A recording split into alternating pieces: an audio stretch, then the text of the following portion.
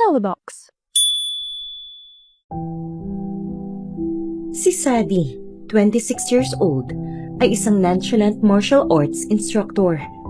Ang tanging buhay niya ay magtrabaho para sa lola niya at maging bantay ng kanyang kaibigan na si Irina. Irina, pasensya na ha. Hindi talaga ako pwede. Kailangan ko pang umuwi. Magluluto pa ako ng hapunan para kay lola. Samantala, si Franco, 26 years old, isang hot bar owner na may konting kayabangan sa katawan, pero lalambot sa pagtatagpo nila ni Sadie. I know I'm hot, but we can't do this now, babe. Baka abutan pa tayo ng mga pulis sa isang rated SPG na tagpo. It could affect my image, you know.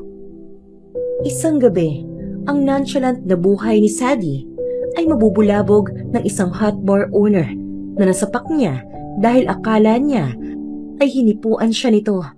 Pero paano kung ang kasiyahan niya ay kalungkutan naman ng matalik na kaibigan? Ano kaya ang pipiliin ni Sadie?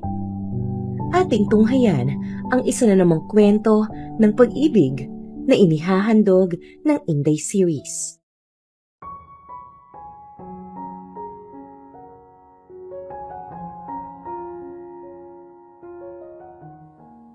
Sa isang karaniwang gabi, isang martial arts studio ang malinis. May malamlam na ilaw at tahimik. Maririnig lamang ang kaluskos ng walis at mahinang ingay ng trapiko mula sa labas. Sa gitna, isang malaking orasan sa pader ang nagsasabing 6:00 na ng gabi. Si Sadie, 26 years old. May pagkamasungit at nonchalant na personalidad pero hindi maitatanggi ang angking kagandahan. Kakaiba ang puti ng kanyang balat at pati ang kanyang buhok ay kulay puti na rin.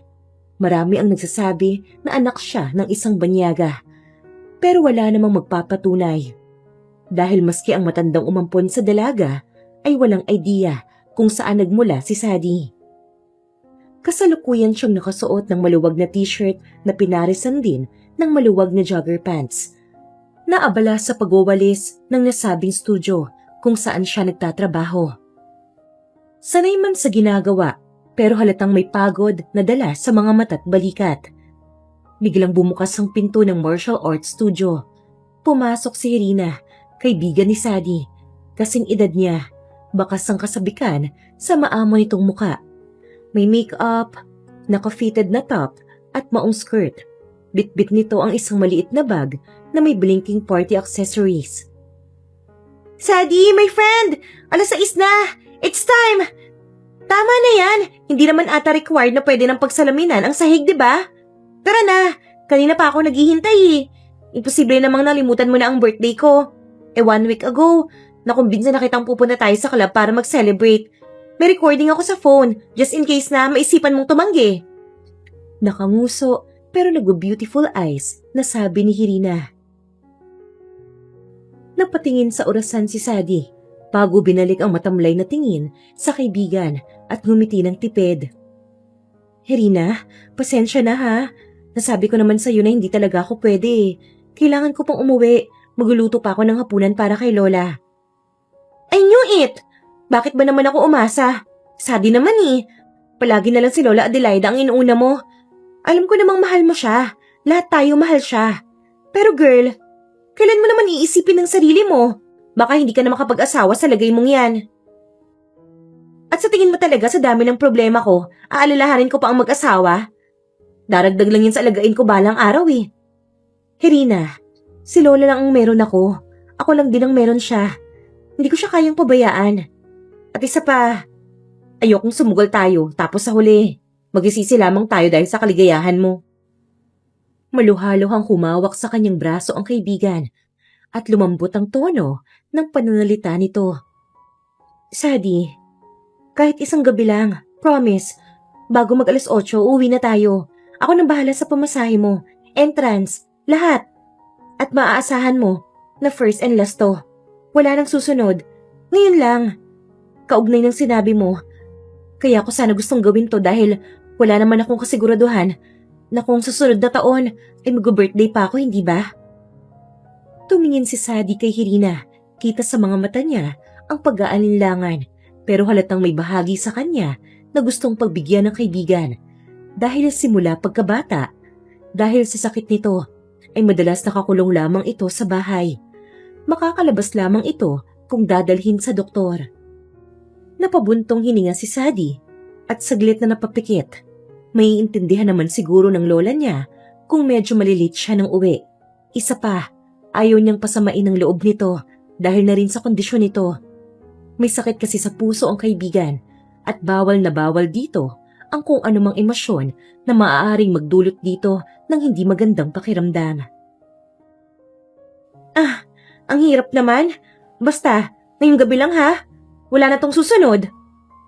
Sabi ni Sadie na kulang na lang ay umiyak dahil labag talaga sa kanyang loob ang gagawin. At kapwang natawa ang dalawa sa sinabing yun ni Sadie.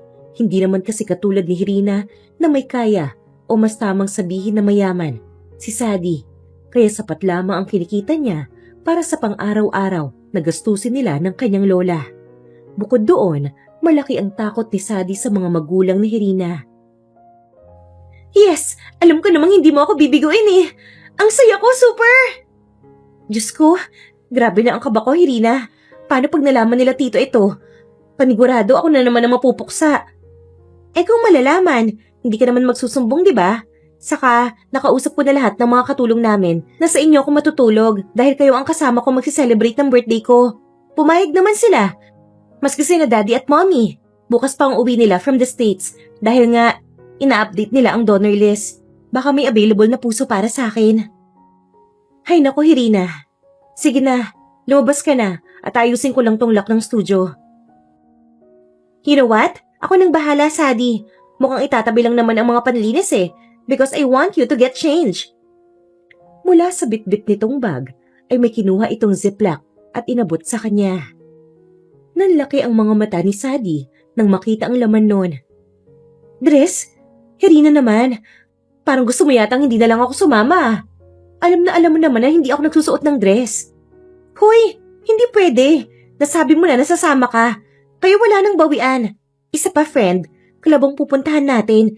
Kaya hindi pwedeng naka-t-shirts ka lang doon at jogger pants. Ni bodyguard, hindi ka papasa eh. At isa pa, minsan lang to, Sadie.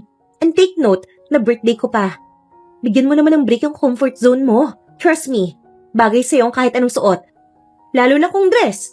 Ang ganda-ganda mo kaya. Hay nako, ewan ko sa'yo. Pero sige na nga. Basta, isang gabi lang talaga ha.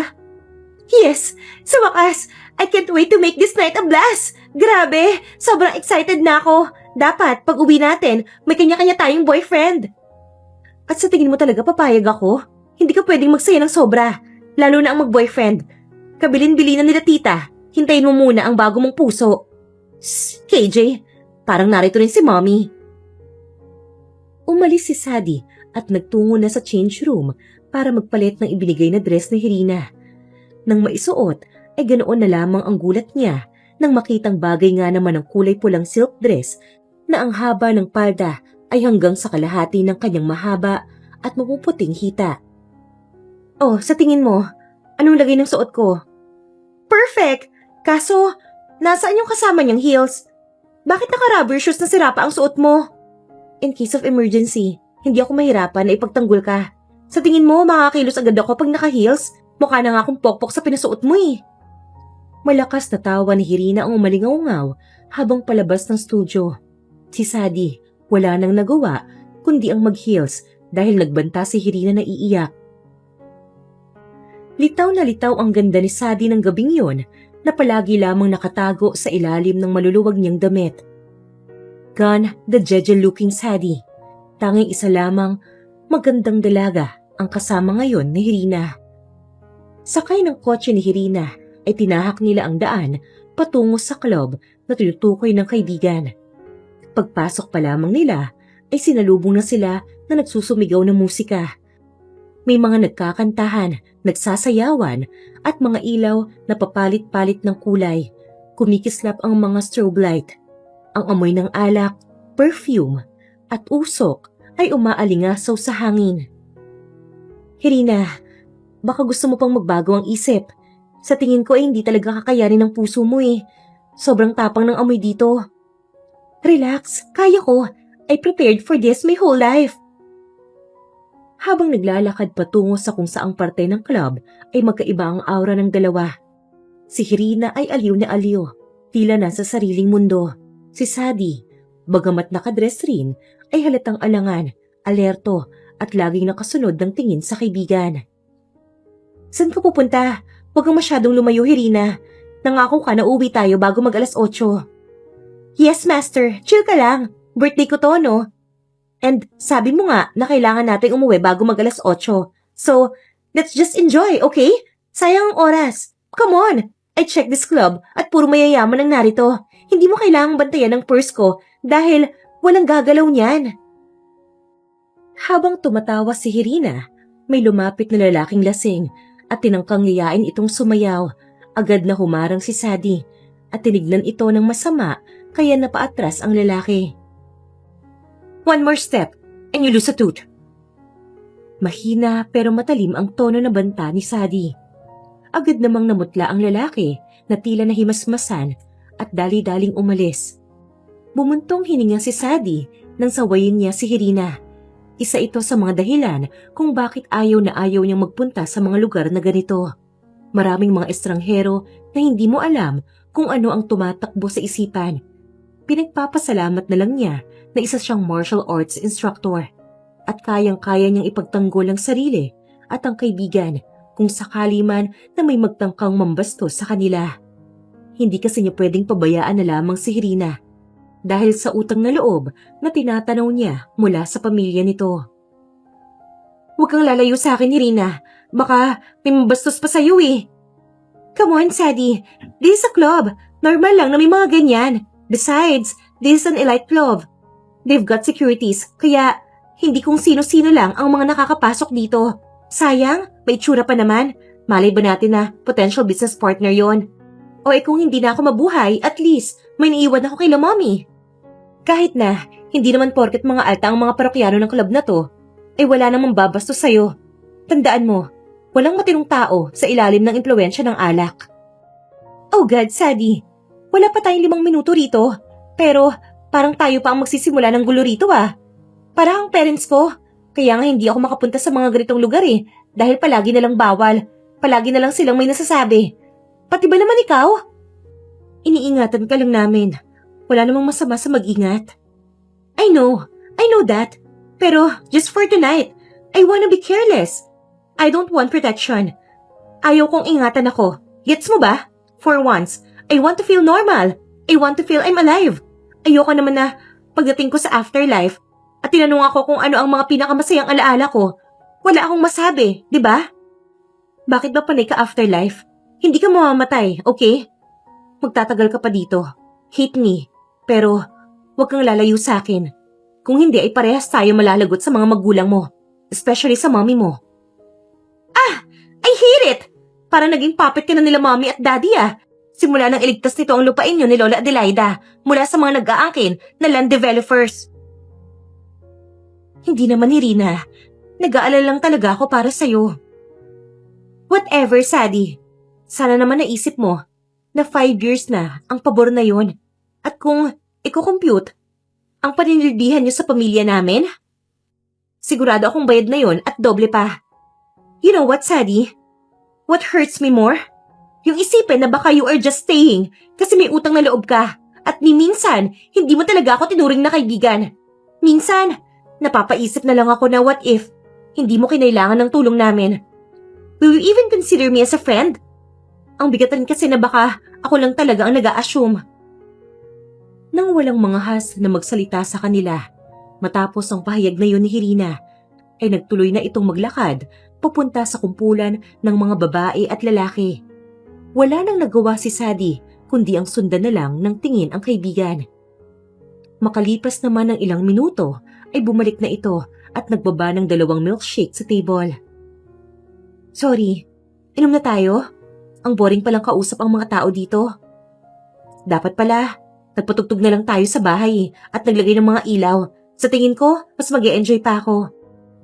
Natawa si Sadie at tinanggap ang binigay nitong milkshake.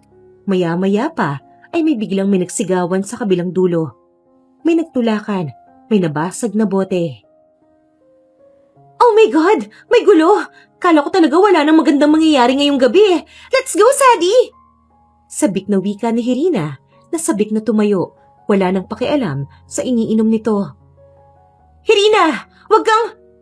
Pero huli na. Tumakbo na si Hirina sa umpukan at nakisali sa gulo.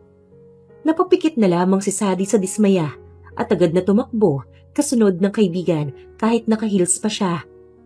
Habang tumatakbo palapit kay Hirina ay agad niyang nakita ang isang lalaking nagtatangkang bumunot ng suntok. Agad na siyang sumingit sa tumpukan at hinatak si Hirina palayo. Sa tingin ko naman, we had enough for the night. Pwede na tayong umuwi. Alam ko magsisimula na ang gulo, kaya kailangan na nating lumabas. Subalit, isang lalaki ang nagtangkang hawakan si Hirina. Kaya siniko ito ni Sadie, kaya tuluyan ang nagsimula ang gulo. Isa pang lalaki ang lumapit kay Sadie para tumulong sa kaibigan nito. Ngunit mabilis niya itong pinatumba gamit ang kanyang siko. Lumipad ito paatras at nagsimulang magkarambola dahil sa kagustuhan ng mga ito na gumante. Akala siguro ng mga ito dahil nakadress siya ay hindi siya lalaban. Pwes, nagkakamali ang mga to. Wala siyang pakialam kahit nakabistida pa siya. Masasaktan ng sino mang magtatangkang saktan siya at si Hirina. Yun nga lamang habang sumusuntok si Sadie sa isa pang lalaking may hawak na bote nang bigla siyang napatigil. May malamig na kamay ang dumakma sa likuran ng kanyang hita, pataas sa kanyang puwet. At paglingon niya, nagtama ang tingin nila ng isang lalaking may tattoo sa leeg at nakatingin lang sa kanya na parang walang nangyari. At dahil doon, tila ba umakyat ang lahat ng dugo ni Sadie sa ulo, kaya naman walang pagdadalawang isip na inatake niya ang lalaki. Bastos! Palahaw ni Sadie sa gigil. Isang matinding suntok sa panga ang binitawan ni Sadie. Kumalog ang katawan ng lalaki. Kasunod nito, ang isang spinning kick na tumama naman sa ulo nito. Bumagsak ito sa sahig. Umikot pa ang bote ng alak malapit sa ulo. Nagulantang ang mga tao sa paligid. Si Sadie, agad na umibabaw sa lalaki. Hinawakan niya ito sa kwelyo at takmang sasampalin nang matigilan siya dahil sa pagngisi ng lalaki. Nice position, ha? Malamig ang boses na kutya ng lalaki. Naglapat ang mga labi ni Sadie sa inis at tuluyang nagbitaw ng malakas na sampal. Mabilis na napigil ng lalaki ang kanyang atake.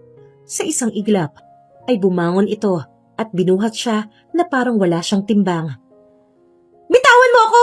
Ano ba? Easy babe, you're making me want you even more. Anas nito na halos hindi marinig ni Sadie dahil na rin sa ingay ng paligid. Habang patuloy sa pagpupumigla si Sadie, ay patuloy naman sa paglalakad ang lalaki patungo sa isang pasilyo palayo sa karamihan ng mga tao. Saglit pang nakuha ang atensyon niya ng isang babaeng nakita niyang tumatakbo na parang kamukha niya. Pero agad na naalis ang kanyang pansin dito nang pumasok sila sa isang silid. Madilim, may mga pulang ilaw, may leather couch. Pagkabukas ng pinto, ay agad siyang hinagis ng lalaki sa sofa na parang laruan. Tumilapon ang buhok niya sa lakas ng pagkakatapon nito. Halos madapa siya, pero agad na bumangon para ihanda ang sarili sa pakikipaglaban. Saan mo ako dinala? Asan tayo? Anong akala mo sa akin, ha? Palabasin mo na ako dito dahil sinasabi ko sa'yo, bago ka may magawang masama sa akin, ay sisiguraduhin ko magbabali-bali ang mga buto mo. Banta ni Sadie habang tinatapunan ng masamang tingin ang lalaki. Imbes na magpasindak sa kanyang banta, ay kalmadong naupo ang lalaki sa sofa sa kanyang harapan. Dumikwatro at tinignan siya ng puno ng pagkamangha. You know what? You keep getting me amused. Ngayon lang ako nakakita ng kagaya mong babae. Hindi ka bagay sa clubbing. Ang dapat sa'yo, nasa ring ka. Nainsulto si Sadie sa sinabi nito, pero sinasantabi na lamang niya. Lalo pa at mas kailangan niyang isipin kung paano siya makakalabas sa silid na yon. Sa itsura ng kwarto ay hindi ito basta-basta na kwarto. Bakit parang hindi ordinaryong manyakis lang ang lalaki? Naiwala niya sa isipan ang mga katanungang yun nang may i-dial ito sa cellphone nito na talagang ini-loudspeaker pa na wari ay sinasadyang iparinig sa kanya. Doon niya na ituon ang atensyon dito at napansin ang labi nitong putok at dumudugo dahil sa ginawa niyang pagsipa.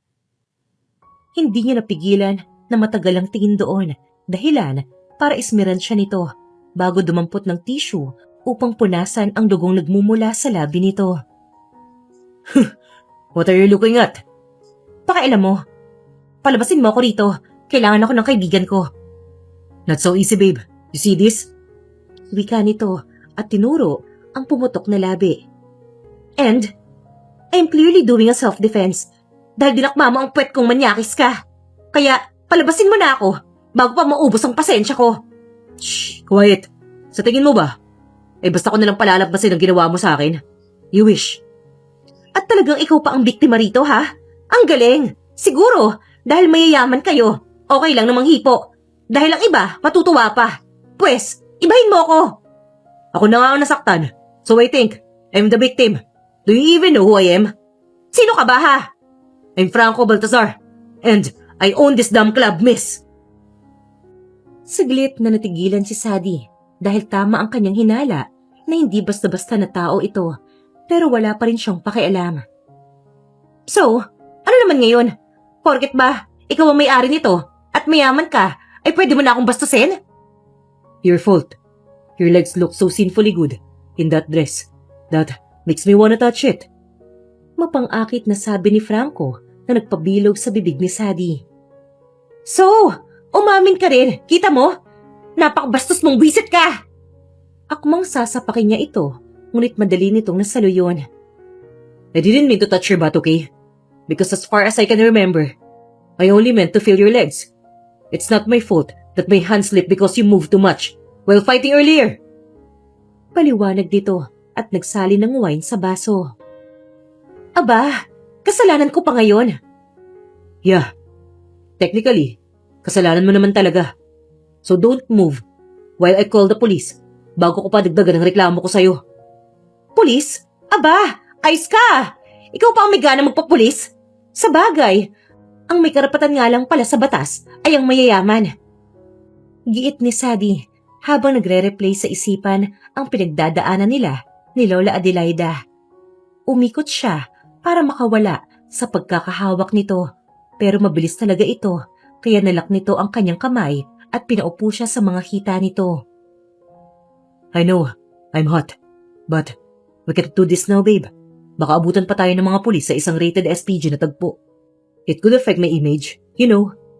Bulong nito sa kanyang leeg at tumawa ng nakakaloko. Napakabastos talaga! Pervert! Chill, nagbibiro lang ako. Sasagot pa sana si Sadie nang marahas na bumukas ang pinto ng silid, kasunod ang pagpasok ng isang lalaking naka-uniforme na sa palagay niya ay isa sa mga staff ng club na yon. Sir! Humahangos na usal nito. What? May babae pong nagkulap sa labas. Nang marinig yun ni Sadie, ay dali-dali niyang inapakan ng paa ni Franco at tinuntog ang ulo sa mukha nito. Nakabitaw si Franco dahil sa sakit kaya mabilis siyang tumakbo palabas. Sigurado kasi siya na si Irina ang babaeng nagkulaps na tinutukoy ng lalaking staff na yon. Wala siyang pakialam kahit na tinatawag pa siya ng pervert na Franco na yon. Ang mahalaga lamang sa kanya ay mapuntahan at madaluhan ng kaibigan. Sa gitna ng umpukan ng mga tao ay naroon nga si Irina, nakahandusay sa sahig, walang malay, maputla. Irina! Gumising ka! Irina! Please! Please! Nang hindi kumibo ang kaibigan, ay mabilis niyang tinanggal ang suot na sandals na may konting heels at tinangkang buhati ng kaibigan para maialis doon, ngunit nabigo lamang siya. Agad niyang nilibot ang paningin para sana manghingi ng tulong, ngunit wala man lang nagtangkang tumulong. Kaya naman, muli niyang sinubukang buhati ng kaibigan at ganoon na lamang ang gulat niya nang bigla na lang itong umangat, kahit hindi pa naman niya nahahawakan. Let me help you. Nang tignan ni Sadie si Franco, ay seryoso ito. Wala ang aura nitong nagbibiro kani-kanina lamang. Salamat, utang ko to sa'yo. Halos walang boses na lumabas mula kay Sadie dahil naninikip na ang lalamunan sa pagpigil ng iyak. Naging mabilis ang pagkilos ni Franco Buhat-buhat ang walang malay na si Irina ay tinahak nito ang daan palabas ng club patungong parking lot. Inatake naman si Sadie ng kaba nang harangin ito ng mga pulis na noon ay kararating lamang. Sino rito ang tumawag? Tanong ng pulis. Ako, officer. Tugon ni Franco na inaayos pa ang pagkakabuhat kay Irina. I own the club and nagkagulo nga kanina. Nasa loob pa po ang mga nanggugulo. My staff will help you since my girlfriend's friend fainted from the incident. We need to bring her to the hospital. Sige po, sir. Sabi ng officer na tumaas pa ang kilay nang tumama ang tingin kay Sadie. Ikaw, may kamukha ka. Parang suki kami ngayon ng mga kagaya mo. Hindi naman na ito pinansin ni Sadie dahil nagpatuloy na sila sa pagtakbo ni Franco. Hindi na kita idedemanda. So chill. Magiging okay ang kaibigan mo, miss. Sabi ni Franco nang ihiga sa hita niya si Irina. Salamat. Wala sa sariling sagot ni Sadie sa lalaki. I didn't get to know your name. Do you mind me asking? Tanong ni Franco habang inaayos ang seatbelt at binubuhay ang makina ng kotse. Sadie. Sadie ang pangalan ko. Salamat talaga sa pagtulong. Nice name. And you're welcome. I guess that make us even with the touching the butt thing, right? Hindi ako magsusorry sa pagsipa sa'yo, pero okay lang sa akin. Nakalimutan ang lahat. Well then, kalimutan na natin ang nangyari. But let me clear some things first. Hindi ako pervert, okay? Okay.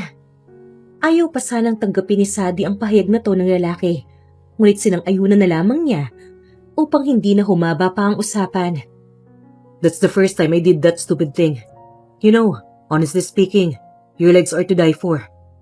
Sabi nito nang patakbuhin ang sasakyan. Kidding aside, I deserve that kick. And I'm sorry for everything. Huwag na nating pag-usapan, okay? Nangyari na naman na at sigurado namang hindi mo yun uulitin pa, hindi ba? Of course. I told you, I'm not a pervert. Then we're good.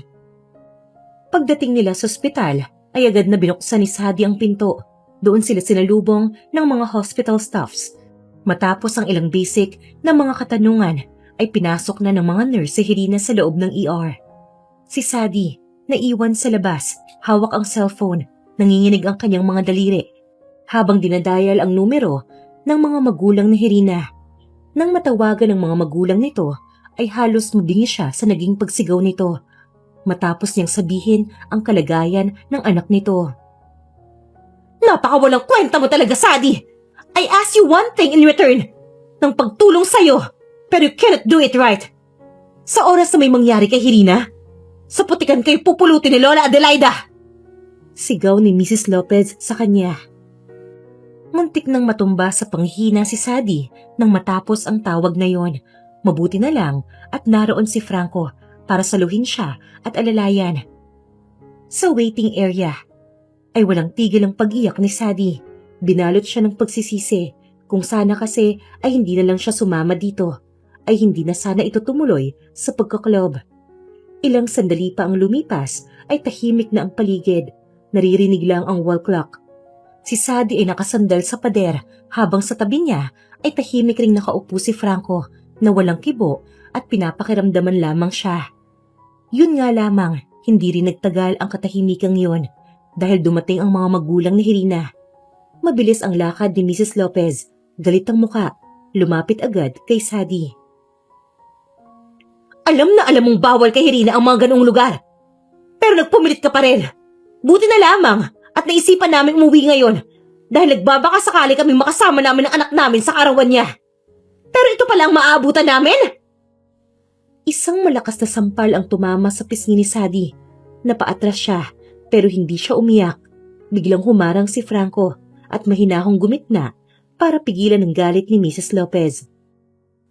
Mawalang galang na po, pero huwag niyo naman pong sisihin si Sadie. At sino ka naman? Ako po si Franco Baltazar. Ako po ang may-ari ng bar kung saan nangyari ang insidente. Ako na po ang sasagot sa lahat ng mga gastusin. Naningkit ang mga mata ni Miss Lopez at agad na kumalma. Siguraduhin mo lang. At ikaw, Sadie, hindi pa tayo tapos. Inalalaya ni Mr. Lopez ang asawa paupo sa waiting area. Si Sadie, Natili lamang na nakatayo sa hindi kalayuan habang panay pa rin ang dasal na sana ay maging maayos si Irina. Magmamadaling araw na nang lumabas mula sa ER si Irina at kumpirmahin ng doktor na maayos ang kalagayan nito at nangangailangan lamang ng pahinga. Magpasalamat ka, Sadie, at walang nangyaring masama sa anak ko. Kung hindi! Gigil na duro ni Mrs. Lopez sa dalaga. Umalis ka na! Kung alam ko lang po na mangyayari to, hindi na po sana ako pumayag sa kagustuhan ni Irina na mag-club kami. Aba! At talagang sisisihin mo pa ang anak ko? Akma na naman itong susugod nang sumingit na ulit si Franco. Tama na po yan. Alis na po kami. Don't worry. Pinapaayos ko na po sa mga accountant ko ang bills. Kung may mga kailangan pang gawin, this is my business card. Tawagan niyo lang po ako. Humihikbing lumabas ng ospital si Sadie dahil gusto pa sana niyang makita si Irina. Pero para sa ikakatahimik ng lahat, maaaring mas mabuting umalis na siya. Habang naglalakad, ay hindi niya iniinda na wala siyang sapin sa paa kahit parang patalim sa lamig ang semento. Mas inaalala niya ang kalagayan ni Irina at ang galit ng ina nito. Biglang huminto siya nang may lumapat na tela sa kanyang balikat. Isang coat, malamig pero magaan. Paglingon niya, nakita niya si Franco nakatayo sa likod niya. Suot ang simpleng t-shirt habang hawak ang susi ng sasakyan. Sa'yo na muna ang coat ko. Malamig eh. Hindi na. Kaya ko to. Salamat, Franco. Ayun sis. Sakay hatid na kita. Hindi safe magbiyahe pa uwi ng ganitong oras. Tapos, wala ka pang pampaa. Hindi makatingin ng diretso si Sadie. Pero tumango siya. Mahinang tango. Wala kasi siyang pera. Nasa bag niya ang kanyang wallet na nasa kotse naman ni Irina na naiwan sa parking lot ng club. Nang makasakay sa kotse ni Franco ay tinuro niya ang daan na dapat nilang bagtasin para marating ang bahay kubo kung saan siya naninirahan kasama si Lola Adelaida. Medyo malayo ito sa syudad kaya naman napatungo na lang si Sadie dahil sa abala na naidulot pa niya kay Franco. Mabuti na lang at dahil magmamadaling araw na ay wala na masyadong sasakyan sa kalsada. Madilim pa rin nang marating nila ang likuan papasok ng palayan. Umuusok ang mga halaman mula sa hamog ng madaling araw. Bumaba si Sadie ng sasakyan at nagpasalamat kay Franco. Pero laking gulat niya nang humirit pa ito na ilalakad pa siya nito hanggang sa mismong kubo. Pilit mang tumanggi ay nakiusap ito dahil ngayon lamang raw ito makakaranas na makadaan sa isang palayan. Nang pumayag ay bigla itong lumuhod sa kanyang harapan. Pasan na, mahirap na maglakad nang walang sapin sa paa. Hindi, okay lang ako. Huwag ka nang tumanggi, sige na. Pumasa na siya rito at paglapit pa lang nila sa kubo ay agad na bumukas ang ilaw sa bintana. Lumabas si Lola Adelaida, naka-duster at may hawak na flashlight. Apo, Sadie, ikaw na ba yan? Anong oras na? Saan ka ba nanggaling ha? Pinag-alala mo ako. Hindi naman agad nakasagot si Sadie dahil sa nararamdamang lungkot at pagod. Marahan siyang binaba ni Franco. Oh, sino pala tong kasama mo? Lumapit si Franco at sa gulat ni Sadie ay nagmano ito sa matanda. Ako po si Franco, kaibigan po ni Sadie. Ay hala, sige, pasok ka muna. Wala nga lang kaming maiaalok kundi kanin at tinapa. Ani ni Lola Adelaida. Naiwan namang nakatulala si Sadie dahil sa isang iglap ay nalimutan ata ng kanyang lola na may apo pa ito. Pero ang mas kinagulat niya ay ang walang kaarte-arteng pagpayag ni Franco sa kabila ng pagiging mayaman nito. Tahimik itong pumasok ng kanilang munting kubo. Simpleng hapag, may uling na kalan sa gilid. Lumang bentilador na umiikot. Yun ang tagpong bumungad kay Franco. Pero parang baliwala lamang ito. Mabilis na nakapaghain ng matanda, kaya naman nagsimula ng kumain si Franco. Kamay ang gamit, walang kaarte-arte. Inalagay pa nito ang tinapa sa kanin na hinain ni Lola Adelaida. Totoo ba talaga itong nakikita ko? Bulalas niya at naupo sa tapat ni Franco. Kumindat pa si Franco nang isubo ang kanin. Ang sarap, sobrang sarap. Matagal kong pinangarap to. Ang sarap pala sa pakiramdam, ang simple lamang. Kain ka lang, apo. Marami pa. Nga pala, ikaw ba ay may asawa na? Nanlaki ang mga mata ni Sadie at akmang pipigilan ng lola nang sumagot si Franco. Wala pa po eh. Pero kung suswertehin, baka magkaroon na po. Sabi nito sabay tingin sa kanya. Nagmamarch ang umalis si Sadie at nagpalit ng damit sa kwarto kung saan magkasama silang tumutulog ni Lola Adelaida. Dahil sa pagtatanong ng matanda ng mga bagay-bagay tungkol sa lalaki, ay mag-uumaga na ito na nakapagpaalam at aalis. Sa likuran kung saan pinarada ni Franco ang kotse, inabot ni Sadie ang coat na hiniram dito at muli ay nagpasalamat. Bye, salamat ulit sa paghatid sa akin dito at pasensya ka na rin kay Lola ha. No need to be sorry. I actually enjoyed her company. I should visit her often. Hoy, kung ano man ang binabalak mo, itigil mo na agad. Okay, sorry. Sige na. Alam kong pagod ka. You should rest. Mauna na ako. Habang tinatanaw ni Sadie ang sasakyan ng lalaki na papalayo, hindi niya maiwasang manghinayang. Sapagkat sigurado na siya na hindi niya na ito muli pang makikita. They belong to different worlds, and not so often that these worlds collide. Pagpasok sa loob ng kanilang bahay, ay dumiretso na si Sadie sa kanyang silid para matulog. Dahil ilang oras lang, 10:00 kasi magbubukas ang martial arts studio na pinagtatrabahuhan niya. Nang tumunog ang alarm na sinet ni Sadie, ay sapilitan na siyang bumangon. Sa isip, ay mabuti na rin nakatulog ng kahit 2 oras kaysa naman sa wala. Pagod pa rin sa gabing nagdaan. Nagpaalam siya kay Lola Adelaida na tutungo sa trabaho.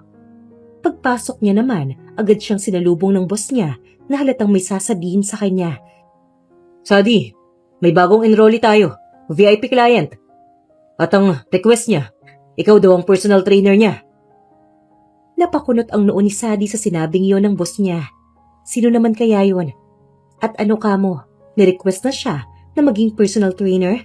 Kung sa bagay, kung mag-e-enroll ka sa studio nila at gusto mo ng private training, ibibigay sa iyo ang list ng mga trainers nila at ikaw bilang kliyente ay may kalayaang pumili kung sino ang nais mong maging personal trainer mo. Ganun po ba? Sino po itong VIP client na to, boss?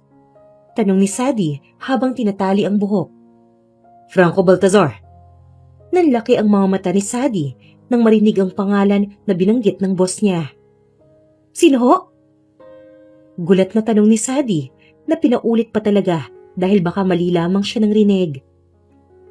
Si Mr. Franco Baltazar, ang may-ari ng Elite Club sa bayan. Mayaman yun. Kung pagbubutihin mo, malamang sa malamang, malaki ang tip na makukuha mo. Napatigil si Sadie at napahawak sa dibdib. Hindi niya alam kung matatawa, matatakot o maiinis siya sa naririnig. Hindi naman siguro sinasadya ito. Sa isip niya. Nang sabihin ng boss niya na bukas na magsisimula ang training niya, ay mas dumoble pa ang kabang nararamdaman niya. At ganoon na nga ang nangyari. Kinabukasan ay inagahan niya ang pasok para maihanda ang private room na gagamitin nila ni Franco. Ngunit pagbukas niya ng pinto ng private training room na binanggit ng boss niya, ay halos mapatalon pa siya sa gulat nang makitang naroon na si Franco. Suot ang isang pares ng athletic wear. Naabutan niya itong nag-warm up, ngunit mabilis ring tumigil at lumapit sa gawin niya upang batiin siya. Good morning, Coach. Good morning, Mr. Baltazar. Nahihiyang saad ni Sadie na agad binawi ang tingin dahil ngayong umaga at nakilatis ng maayos ang itsura ni Franco. Gwapo pala talaga to. May kakaiba itong karisma, lalo na ang mga mata nito. These clothes suit you better. Bulong nito na hindi naman na umabot sa pandinig ni Sadie na naging abala na sa pag-check ng silid. Pagkatapos ng konting briefing ay nagsimula na ang kanilang training. Okay, push-ups, 20 reps. Yes, Coach. Walang arte at walang reklamong sumunod ito sa sinabi niya. Pinipigilan ni Sadie ang kakaibang kiliti habang pinapanood itong magpakapagod habang sinasayang ang oras. Naiinis siya na natutuwa pero ayaw niyang ipakita. At dahil naman na nakabook si Sadie na personal training ni Franco, maaga siyang nakakauwi dahil hanggang 1 PM lang ang schedule na gusto nito sa loob ng 3 linggo. Nang makapagpalit ng damit, ay nagulat pa si Sadie nang madatnan si Franco na naghihintay sa kanya sa lounge area. Hatid na kita. Ha? Naku, hindi na. Nakakahiya naman sa'yo. Pagod ka rin eh, kaya umuwi ka na. Ayun sis, pa-thank you ko na rin sa pag-train mo sa akin.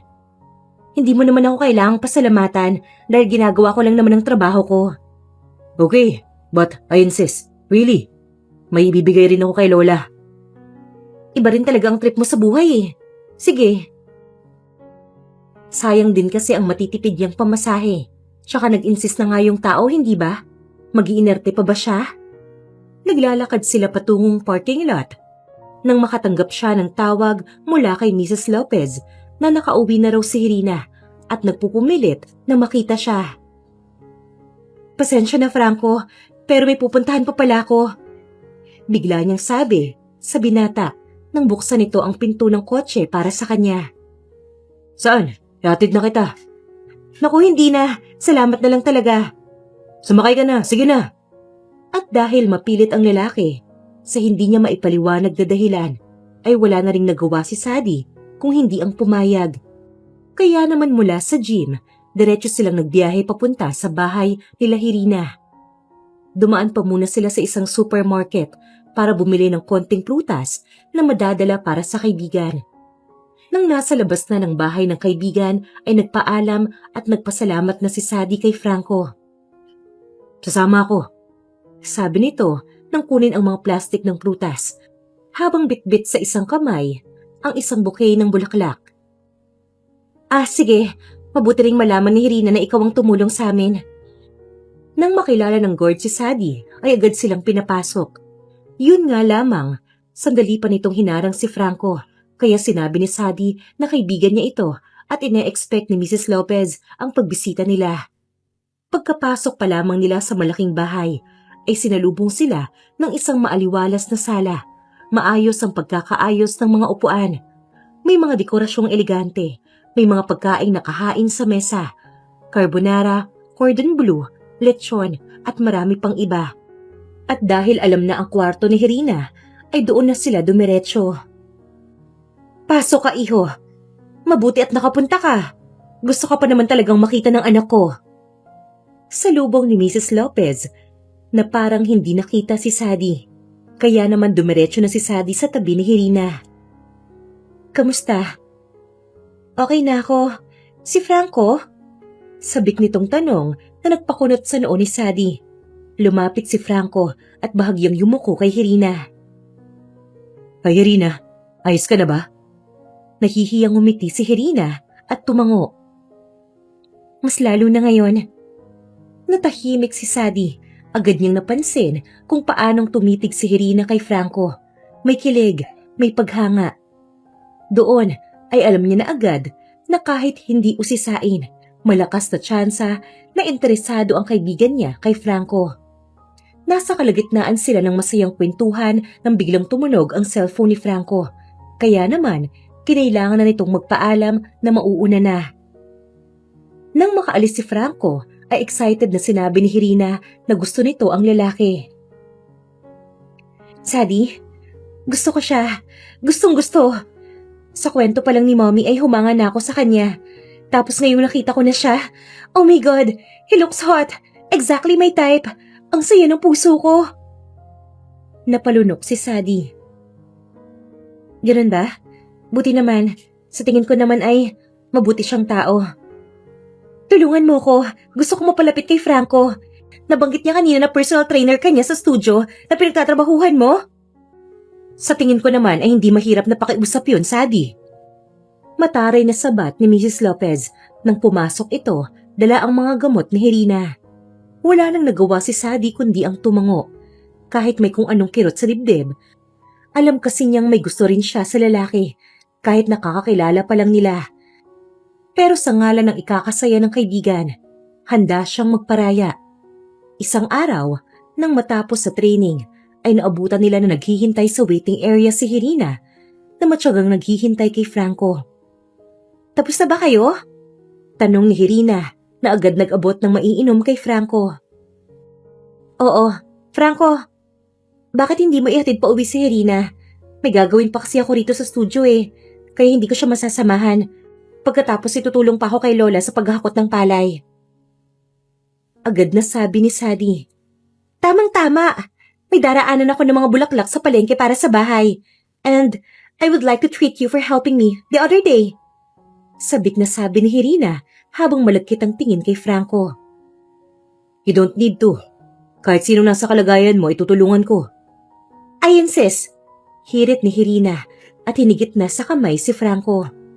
Napatingin sa kanya si Franco nang pagbuksan ng pinto ng kotse si Irina. Biglang gante ay nakangiti siyang kumaway rito. Pag-uwi ay kapansin-pansin ang pagkatamlay niya habang naghahakot ng mga palay. Pero hindi yun nagtagal nang laking gulat niya na dumating si Franco at tumulong sa paghahakot. Franco, anong ginagawa mo rito? Si Irina. Hinatid ko na siya sa bahay, kagaya ng gusto mo. Pero hindi na kami kumain.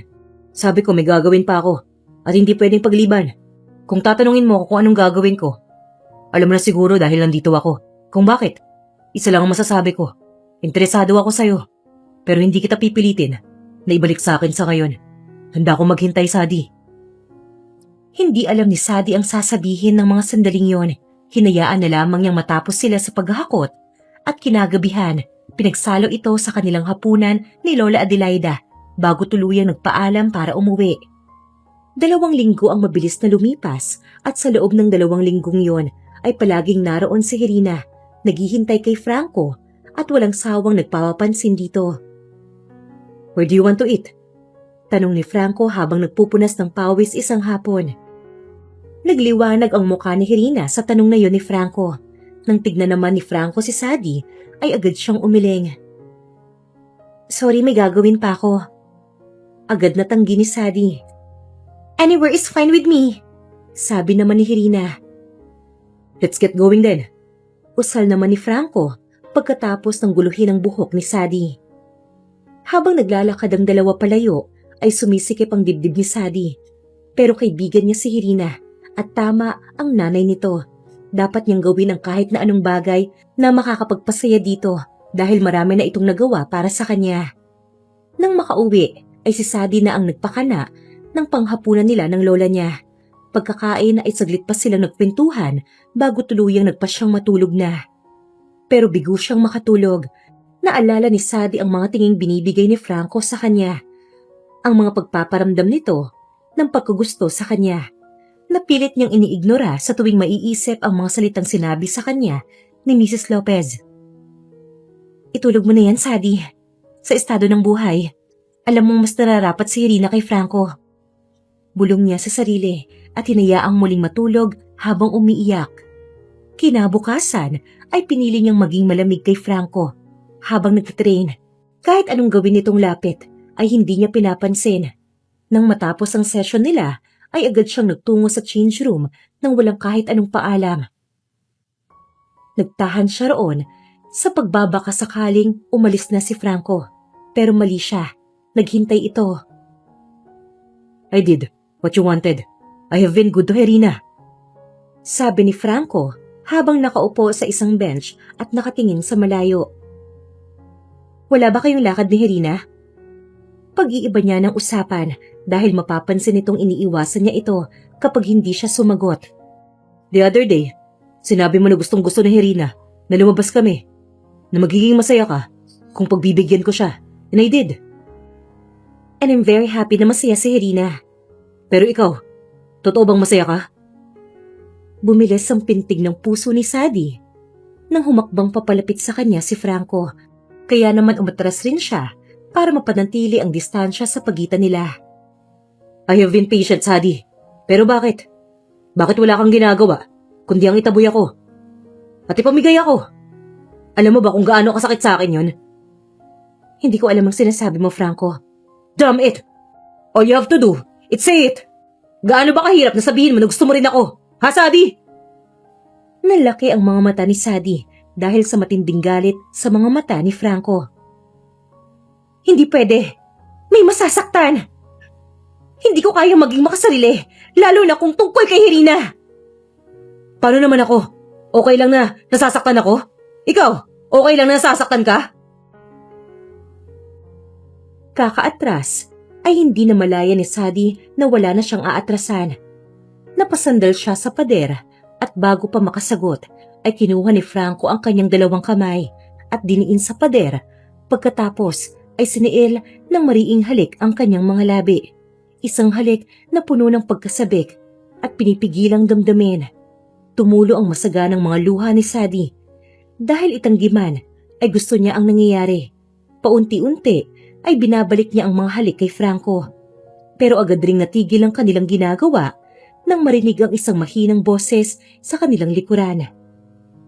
Sadie? Lumingon silang pareho. Si Irina, nakatayo sa pinto, nanlulumong lumuhod, hawak ang dibdib. Sa pag-aalala ay mabilis na tumakbo si Sadie papunta kay Irina upang daluhan nito. Pero huli na ang lahat. Kinailangan na nilang isugod muli si Irina sa ospital. Pagdating sa ospital ay agad na sinugod sa ER si Irina. Sa sobrang konsensya ay walang nagawa si Sadie kundi ang umiyak. Hindi niya magawang lumapit o tignan si Franco. Ano na namang ginawa mo, Sadie? Gigil na sigaw ni Mrs. Lopez na agad umamba ng sampal sa kanya. Mrs. Lopez, wala pong kasalanan si Sadie. Ako po. Matapang na usal ni Franco para saluhin ang pananakit nito kay Sadie. Anong wala? Franco, iho, malinaw sa akin na inagaw ka niya kay Irina. Matagal lang napapansin ni Irina na may gusto sa'yo si Sadie, pero pinipilit niyang isang tabi dahil sa kanilang pagkakaibigan. Mali po kayo. Walang inaagaw si Sadie. Dahil simula pa lamang, ay kay Sadie lamang ako. At kaya ako lamang sinasamahan si Irina, ay dahil hinihiling ni Sadie. Walang kagatol-gatol na pag-amin ni Franco. Natigilan si Mrs. Lopez at napaatras sa hiyang biglang bumalot rito. Umalis na kayo! Umalis na kayo! Hagulgol nito habang yakap-yakap ang asawa. Umiiyak na umalis doon si Sadie. Hinatid siya ni Franco pauwi. At habang nasa daan ay wala silang inikan. Nang makarating ay pagod na nagpaalam at nagpasalamat si Sadie. Saka tuloy-tuloy at walang lingong pumasok sa bahay nila. Kinabukasan ay nagising si Sadie sa ingay na nagmumula sa labas ng bahay kubo at umiiyak na boses ng kanyang lola. Dali-dali siyang bumangon para tignan kung ano ang nangyayari. Sa labas ay agad niyang nakita si Mrs. Lopez na galit habang may hawak na papel. Hindi kayo karapat-dapat dito. Umalis kayo sa lupang to. Ayoko nang makita ang anak ko na umiiyak dahil sa inyo. Lalo ka na, Sadie! Matapos ang lahat ng ginawa ng anak ko para sa'yo, ito ang igaganti mo sa kanya? Ingrata! Tita, please, wala po kaming mapupuntahan ng lola ko. Hindi ko na problema yon. Walang nagawa si Sadie kundi ang mag-impake at umalis. Dahil hindi alam kung saan pupunta, ay naglakad lamang siya at ang kanyang lola papunta sa isang waiting shed para doon muna magpahinga. Sorry po, Lola. Umiiyak na wika ni Sadie. Ano ba ang nangyari, Apo? Lola, kasalanan ko po. Naging makasarili ako. Gusto na Irina si Franco, Lola. Pero, eto ako na, hindi man lang makagawa ng simpleng sakripisyo para sa kaibigan ko. Gusto mo ba si Franco, Apo? Hindi po pwede, Lola. Apo, proud ako sa ginawa mo. Buong buhay mo, pagkabata mo, lagi mong inuuna ang ibang tao. Kahit wala nang matira sa'yo, tapos nang dumating si Irina sa buhay mo, nalimutan mo nang maging Sadie. Ang naging buhay mo ay Sadie na gagawin ng lahat para kay Irina. Kaya kung ang pagpapalaya sa atin ay dahil pinili mo naman ang sarili mo, wala akong kasing saya. Kung gusto mo si Franco, gustuhin mo siya, Apo. Hindi madidiktahan ng puso. Sadie, tandaan mo yan. Humahagulgol si Sadie at niyakap ang matanda. Pero agad rin siyang natigil nang tumigil sa harapan nila ang sasakyan ni Franco. Sadie, buong pag-aalalang usal nito pagbaba ng kotse.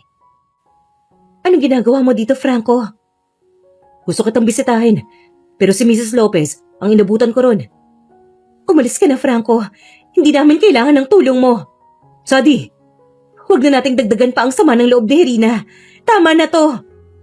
Irina! Irina! Irina! Palagi na lang, Irina. This time, Sadie, piliin mo naman ang sarili mo. Piliin mo naman ako. Doon ay parang natauhan si Sadie at nagdesisyon na sumama kay Franco. Hindi lang para sa lola niya, kundi para na rin sa sarili niya. Nang masiguro na maayos na ang kalagayan ng kanyang lola, sa silid na inalok ni Franco, ay inaya ni Sadie na mag-usap sila ni Franco. Puntahan natin si Irina bukas. Matapang na saad ni Sadie. No, sasaktan ka na naman ng mami niya. Hindi ko kayang makita kang nasasaktan. Franco, please, you told me na dapat ko nang piliin ang sarili ko at gusto kong gawin yon nang walang anumang alalahanin. Ang tanging paraan ay maging honest ako sa kanya dahil kaibigan ko siya. Fine, but if Mrs. Lopez dares to hurt you again, don't expect me to just sit there and watch you getting hurt. Maaga silang nagtungo sa ospital at hiniling na mauuna siya para makapag-usap sila ni Irina. Pagpasok sa room nito ay mag-isa ito na nakaupo sa tabi ng bintana habang may plane tickets sa katabing mesa. Anong ginagawa mo rito? Pinagmamalaki mo ang pagtraidor sa akin? Pwes, malaya ka na. Sa Amerika na ako magpapagamot. Patawad, Irina. Maniwala ka. Sinusubukan ko, pero mahirap labanan. Hindi ko gustong saktan ka, pero mas masasaktan kita kung magpapanggap ako na okay lang ako. Kahit hindi. Hindi ganoon ang pagkakaibigan. Alam mo pala ang salitang pagkakaibigan eh.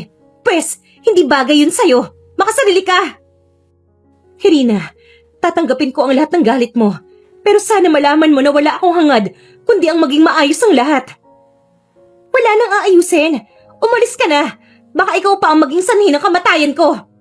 Simula ngayon, kalimutan mo na minsan tayo naging magkaibigan. Alis! Laglag ang balikat na lumabas si Sadie na naglakad papunta sa pinto. Pero laking gulat niya nang pumasok si Franco. Irina, ako ang may kasalanan, hindi siya. Usal ni Franco na kapagpatayo kay Irina. Franco, don't do this! I'm sorry, Irina. Dapat nung una pa lang, naging honest na ako. Pero sa club pa lang, ay nahulog ng loob ko kay Sadie. At kahit paulit-ulit na ibalik ang panahon, si Sadie pa rin ang pipiliin ko. Oh God! Nakakahiya ako! Umiiyak na usal ni Irina. Then I guess, wala akong magagawa. I'm sorry. Umiiyak na rin sabi ni Sadie. Don't be. At least diba, naging malinaw naman ang lahat bago ako umalis. Irina, I'm hurt, Sadie, but don't mind me. He chose you, and I should accept that. Galit lang ako kasi nakita ko na kung paano kanya tignan, pero nagpupumilit pa rin ako. Irina, I'm sorry, Sadie. Sumunggab ng yakap si Sadie kay Irina. Huwag kang mag-sorry, nagmahal ka lang. I know that it's too much to ask, pero sana kaibigan pa rin ang turing mo sa akin after everything that has happened. Siyempre naman, ano ka ba? Ikaw na nga lang ang kaibigan ko eh. Nag-iiyakan man, ay natawa na rin ang dalawa sa pahayag na yon, saka bumitaw sa yakap. Bilang huling paalam, ay hinatid nina Sadie at Franco sina Irina sa airport. Si Sadie na lamang ang sumama sa loob. Pagkatapos magpaalam, ay nauna nang maglakad papasok sina Mr. Lopez at Irina. Nagpaiwan si Mrs. Lopez dahil may inabot na envelope kay Sadie. I hope this will help you. Sorry, Sadie. Ano po to, tita? Someday, kapag nagkaanak ka na, ay mas mauunawaan mo kung bakit ko nagawa ang mga bagay na yon. Naunawaan ko naman po, tita. Nag-iisa niyong anak si Irina at bawat araw ay laban para makasama pa siya ng ilang pang sandali. Ihingi mo na lamang ako ng tawad kay Nanay Adelaida. Hiyang-hiya ako. Lumuluha itong naglakad palayo at saglit pang tumingin bago tuluyang sumunod sa loob para samahan sina Irina. Habang papalabas ng airport ay magaan na ang pakiramdam ni Sadie para siyang nabunutan ng tinik. Nang makasakay sa kotse ay binuksan niya ang envelope na inabot sa kanya ni Mrs. Lopez. Sa loob noon ay may isang luma at kupas na litrato ng isang lalaki na ang tansya niya ay nasa 40s na. What's that? Tanong ni Franco. I don't know. Inabot lang sa akin ni tita kanina. Let me see. Theodore Hill? Nakasulat dito sa likod. Do you know him? Hindi eh. Sa tingin ko, kilala ko siya. Talaga? Mr. Theodore Hill is a known vintner. May malaking lupa't negosyo sa may mataas na burol. Bakit kaya sinabi ni tita na sana makatulong to sa akin? Hindi naman natin malalaman kung hindi natin tatanungin si Mr. Hill. Ibig sabihin, pupunta tayo sa kanya? I'll arrange an appointment with him. Hindi kasi siya umaalis sa hacienda niya. He supplied me wines and imported liquors. So I guess, magiging mabilis ang ating access. Okay, let's go see Mr. Hill. Ganoon nga ang nangyari. Nagpaalam si Sadie sa trabaho at kay Lola Adelaida na mag-out of town sila ni Franco. Agad silang nagbiyahe sa malayong bayan kung saan naninirahan si Mr. Theodore Hill. Mahaba ang naging biyahe nila pero sulit naman ng isang malawak na taniman ang sumalubong sa kanila pagkababa nila ng sasakyan. May mga puno ng ubas, taniman ng citrus at tanaw sa malayo ang isang malaking bahay o mansyon ang tawag dito. May katahimikang elegante. Good morning po, sir. Hinihintay na po kayo ni Sir Theodore. Sa lubong ng isang babae na ginaya sila patungo sa isang silid na library pala. Mr. Hill! Bati ni Franco sa matandang lalaki na agad na pako ang paningin kay Sadie. Good morning po. Bati naman ni Sadie. Tumayo ang matanda at pumunta sa may gawin niya. Nagulat pa si Sadie nang yakapin siya nito. Emilia! Gulat na usal ng matanda pero ramdam ang pagkabasag ng boses nito. Nagtataka naman ay tinignan ni Sadie si Franco na noon ay nanonood lamang sa kanila. I'm sorry pero Sadie po ang pangalan ko, sir. Sadie Villacruz po. Hindi ako pwedeng magkamali. Ikaw ang matagal ko nang nawawalang anak pa na si Emilia. Usal ng matanda na nagsimula ng maging emosyonal. Lucila! Pupuntahin mo si Isabela dito ngayon din! Binalingan ng matanda ang babaeng naghatid sa kanila papunta doon. Isa pala yatang kasambahay. Bumitaw naman si Sadie sa pagkakayakap dito.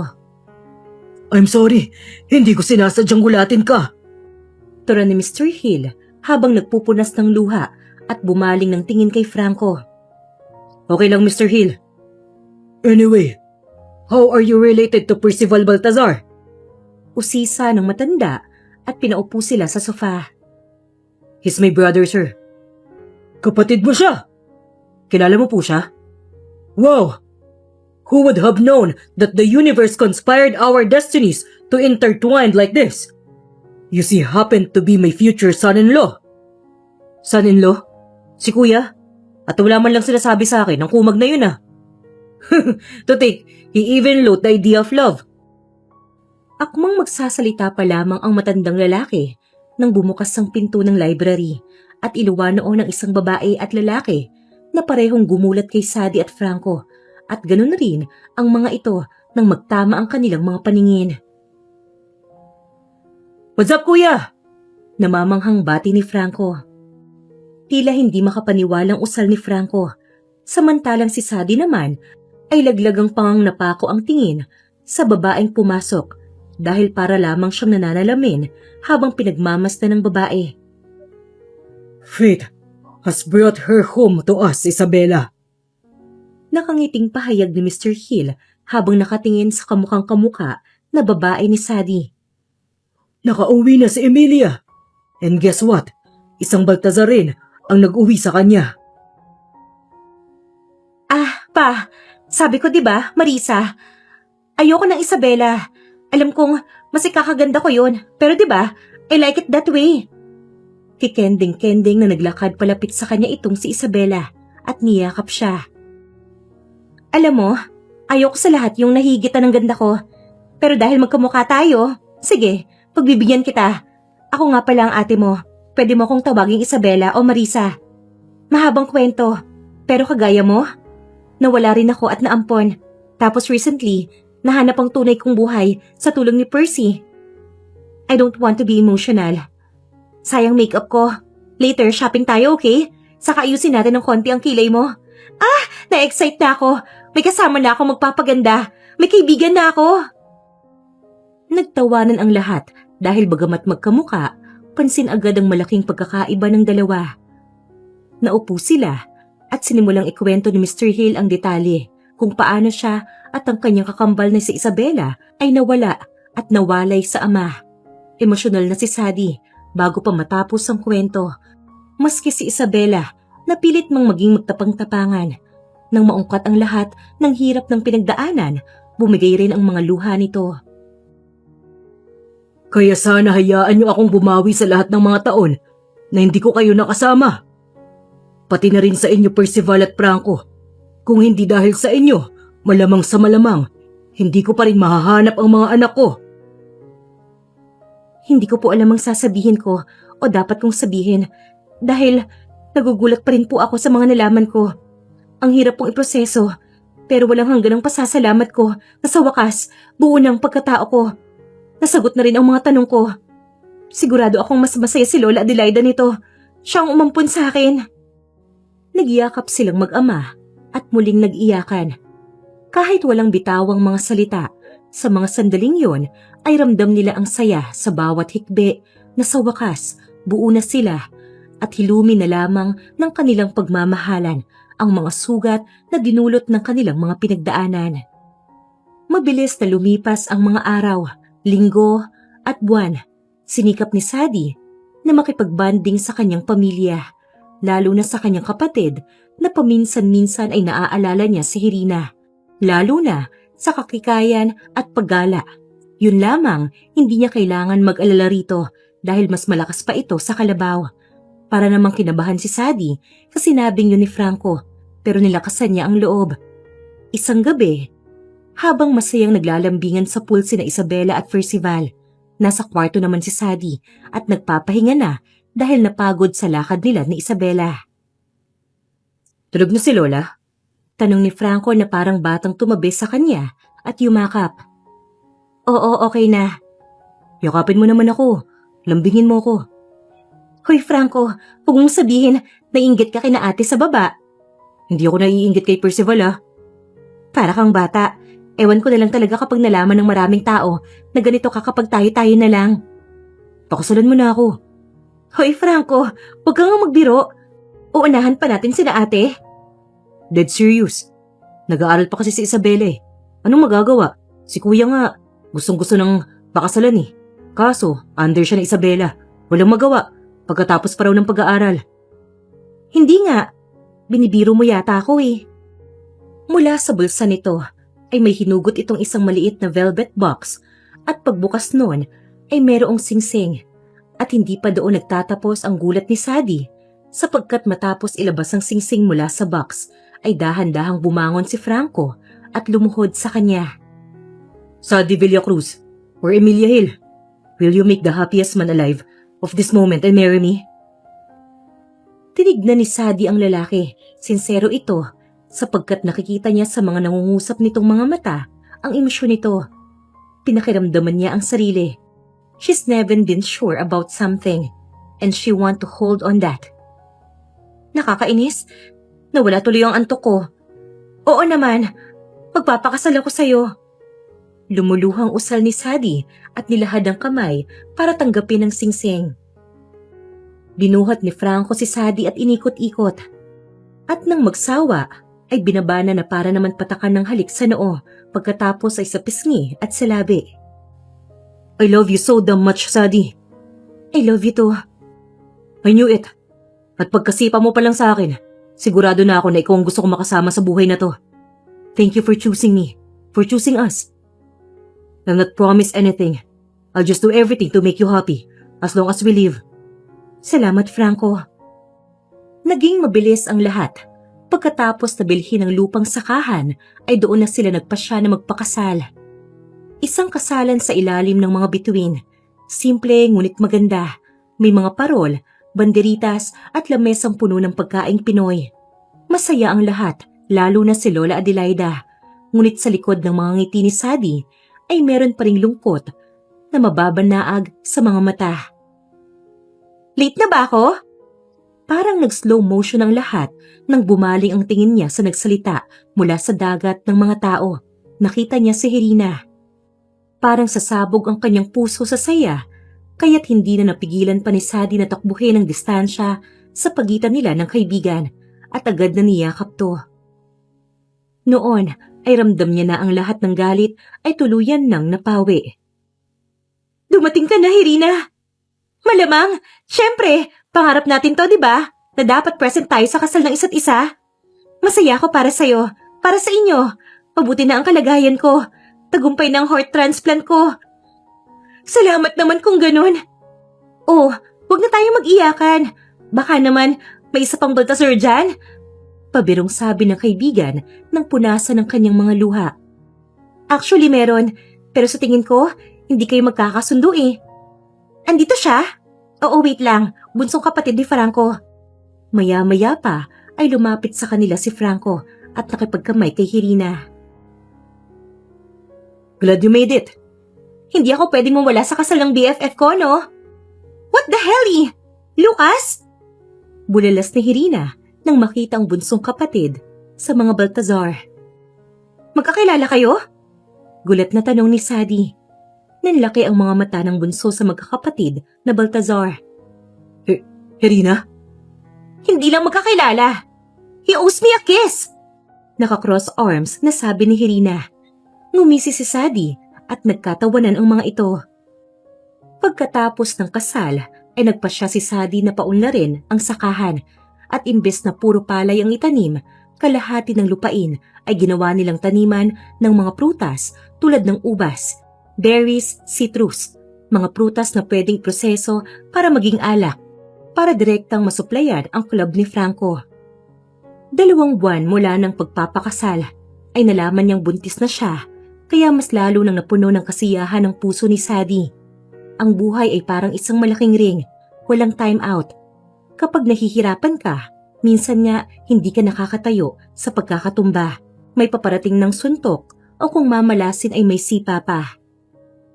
Pero sana kagaya ni Sadie, maging matapang tayo na piliing tumayo at sumuntok rin pabalik.